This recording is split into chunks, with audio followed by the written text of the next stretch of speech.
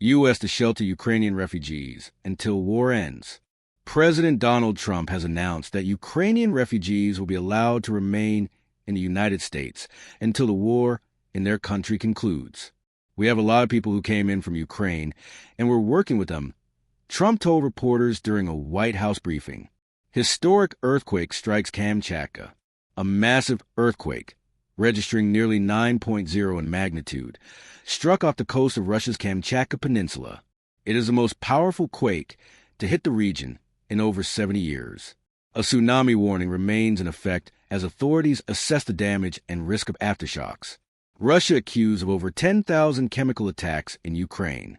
Ukraine Security Service, SBU, has submitted evidence to the Hague documenting more than 10,000 instances of chemical weapon use by Russian forces since the onset of the full-scale invasion. The attacks are reportedly aimed at forcing Ukrainian troops out of defensive positions, increasing their vulnerability to enemy fire.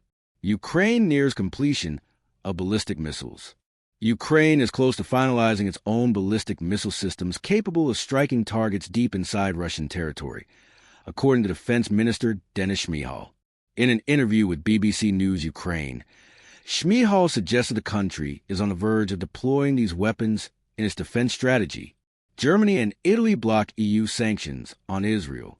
Efforts to impose European Union sanctions on Israel have stalled, with Germany and Italy opposing proposed measures related to the humanitarian crisis in Gaza, Spiegel reports.